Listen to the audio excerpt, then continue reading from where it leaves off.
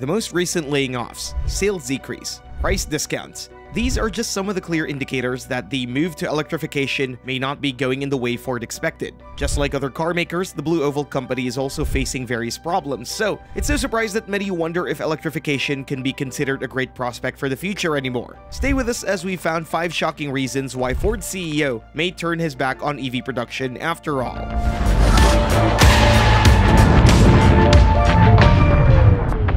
Number 5. Lack of demand.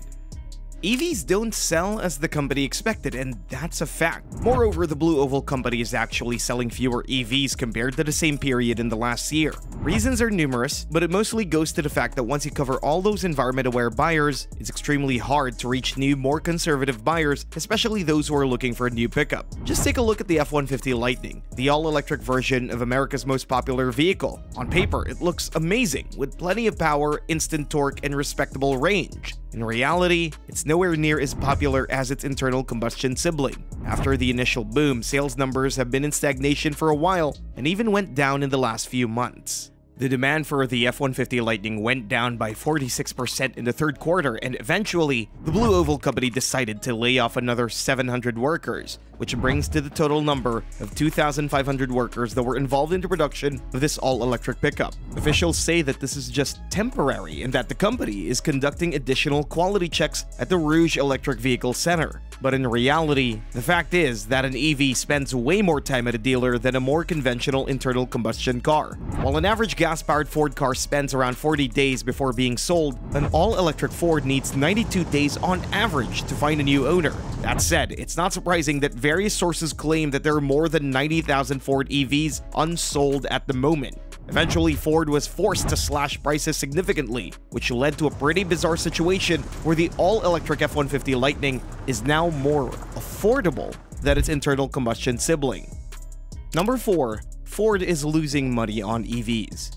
As we've just mentioned, Ford has just slashed the prices of EV models, up to 17% in some cases, and in such a constellation you may wonder if there is any profit. No, there isn't.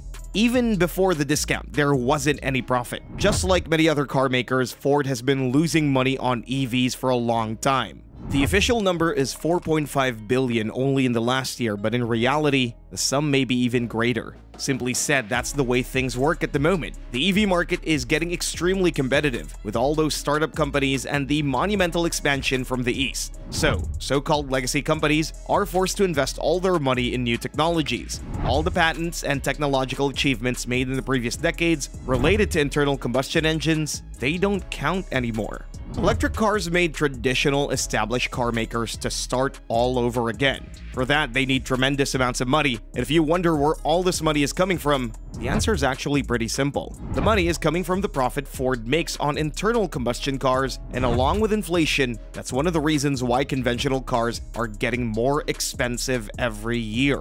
That's also a reason why gas-powered vehicles are going to maintain in production for a long time. From today's perspective, it's pretty obvious that we are years, maybe decades away from EVs becoming profitable. Just a few years ago, many thought this would happen by 2030, but today's forecasts are way less optimistic. Internal combustion cars, especially hybrids, will remain in production for a long time, and by that, we mean decades, which indicates that all those bans planned in the 2030s in parts of the world like Europe will probably have to be postponed, because Ford isn't alone in this. The same thing troubles many other car makers, including German premium brands. Number 3. Customers are becoming more cautious. Experts from pretty much every car maker, including Ford, had the same projections regarding the overall electrification of the automotive industry. At first, we would have 2 large groups. One that consists of environment-aware buyers, those who see all the benefits of EVs in the long run, and those who are simply ready to accept the new reality. On the other end, there is a group of conservative drivers, which would be gradually overflowed by the first with the further advance of EV technology. A few years later, reality is a bit different, as even those who have been pretty optimistic about electric vehicles have started to question their stance on this whole electrification thing, because common EV issues haven't been resolved. The infrastructure is still far from perfect, the range anxiety is still there, and EVs aren't getting much cheaper. Ford is in a pretty specific situation, which makes its position even harder. Namely, this company is primarily focused on trucks and SUVs, with most of the profit coming from vehicles that are also designed to be utilitarian. The problem is that electric vehicles still can't keep pace in this aspect. It's not like in the case of premium EV manufacturers who design sports cars, luxury SUVs, and sedans. Their clientele is different, and they don't care about the real value of a product all that much. Ford, on the other hand, not just makes vehicles for the masses. It makes vehicles that need to be capable and durable. At the same time, these vehicles need to be efficient and affordable. At the moment, that's hard to achieve, especially if we consider that the Blue Oval Company gave up on classic passenger cars a while ago. Just take a look at the F-150 Lightning. On paper, the max output of up to 580 horsepower and the max range of up to 320 miles may sound impressive, but in reality, this pickup struggles in the same way as other EVs. When under heavy exploitation such as towing, hauling, or off-roading, the F-150 Lightning doesn't come close to the claimed max range. It also still lags behind the gas-powered F-150 in terms of towing capacity. These are just two of several things that keep traditional truck buyers away from the transition to an all-electric powertrain. In other words, until it becomes as capable, as affordable, and as practical as the standard F-150, the F-150 Lightning won't bring any profit to the Blue Oval Company. Number 2. Still years away from becoming profitable. As mentioned, Ford is losing money on every EV it sells. Apparently, it's all about the volume, so things won't change until the Blue Oval Company gets to the point where it sells millions of EVs on a yearly basis. Unfortunately for Ford and other car makers, that won't happen so soon.